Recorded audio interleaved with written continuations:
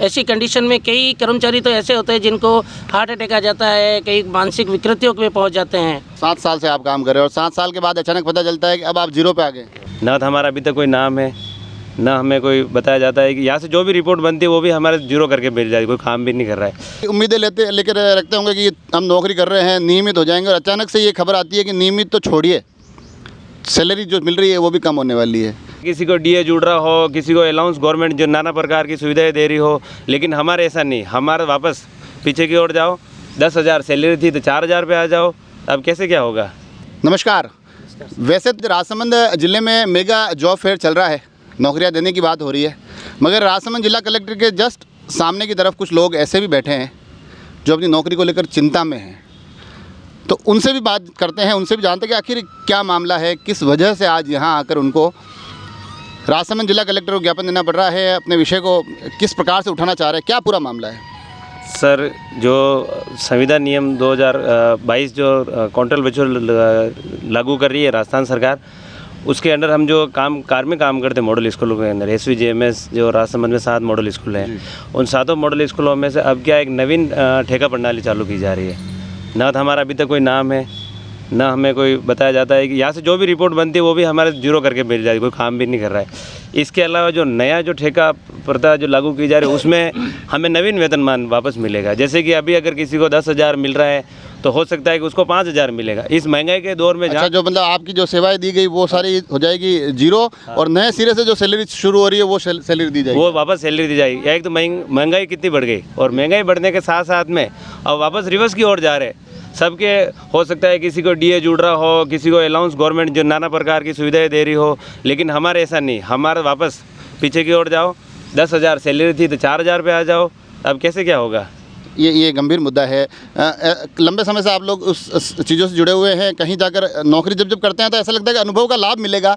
आपने बताया उस हिसाब से तो अनुभव से भी शून्य हो रहा है, आपके अनुभव की कोई कीमत लगाई नहीं जा रही है। हाँ साहब, हम पिछले 7 साल से काम कर रहे हैं और हमको यही एक आस है कि भाई हम गवर्नमेंट के प्लेसमेंट के थ्रू काम कर रहे हैं तो हमारा भविष्य उज्जवल होगा। परंतु आजकल जो नया टेंडर निकाला जा रहा है उसमें हमारी जो 8,000 तनख्वाह दी जाएगी, जबकि हमारी पहले तनख्वाह 12,000 थी।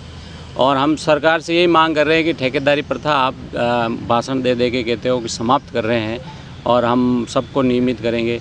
हम भी यही मांग कर रहे हैं कि हम भी ठेकेदार प्रथा में जुड़े हुए हैं, हमें भी उसमें लिया जाए आज जो आप कंपनी बना रहे हो।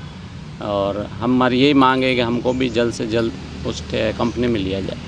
आपसे मैं जानना चाहूँगा, क्योंकि आपने कहा है कि सरकार कह रही है कि नियमित किया जाएगा, थोड़ा सा आप आगे आ जाइए।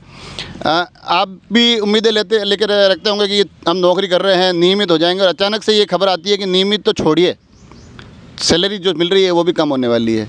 तो फिर कैसा क्या रहता है उस वक्त, आपकी मानसिक स्थिति क्या रहती है। मानसिक स्थिति तो ये कंडीशन होती है सर, जैसे कि अब हम कहाँ जाएंगे, हमारे परिवार का पालन कैसे करेंगे, किस तरफ जाएंगे। जहाँ हमने इतने साल इस शिक्षा विभाग में सेवा दी है, अब अचानक अगर ऐसी कंडीशन हो जाती है तो कौन सी डिपार्टमेंट में जाना चाहें जिससे कि हमारा पालन पोषण हो सके, हमारा परिवार का भरण पोषण हो सके। ऐसी कंडीशन में कई कर्मचारी तो ऐसे होते हैं जिनको हार्ट अटैक आ जाता है, कई मानसिक विकृतियों में पहुँच जाते हैं।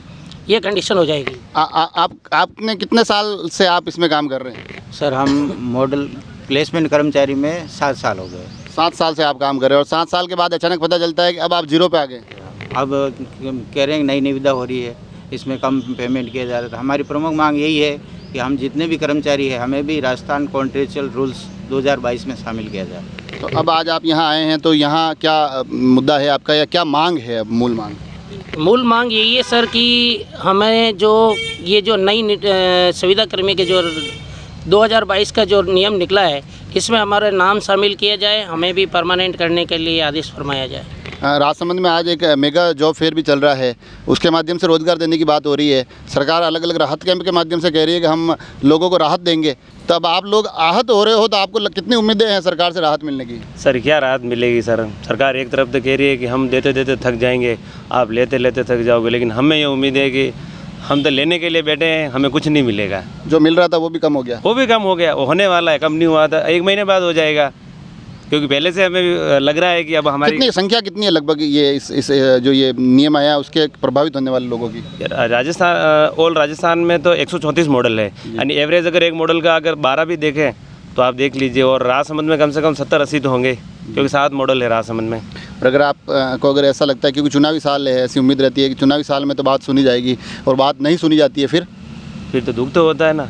इतने साल 7 साल काम किया, 7 साल काम करने के बाद में भी अगर इस तरह से अगर एक व्यवहार किया जाए हमारे साथ में कि भाई अब तो आपको ये पेमेंट दिया जाए, कौन काम करेगा बताइए आप ही। तो देखा आपने, अमूमन जिला कलेक्ट्रेट परिसर में जब इस प्रकार के ज्ञापन होते हैं उनमें आक्रोश दिखता है, पीड़ा दिखती है, और पीड़ाओं में भी अलग अलग तरह की पीड़ा होती है। और ये पीड़ा तो मतलब परमानेंट वाली पीड़ा है कि एक लंबे समय से जो जॉब चली आ रही थी उस पर अचानक से एक आर्थिक संकट आ गया, अचानक से अनुभव शून्य हो गया, गौण हो गया, जिस प्रकार से ये बता रहे हैं। तो ऐसे में मुझे लगता है कि थोड़ा सा इनके पक्ष को सुना जाना चाहिए, इनके पक्ष को समझा जाना चाहिए और इनके पक्ष को समाधान तक पहुंचाना चाहिए। आप सभी लोग जुड़े रहें राजसमंद एक्सप्रेस से। धन्यवाद।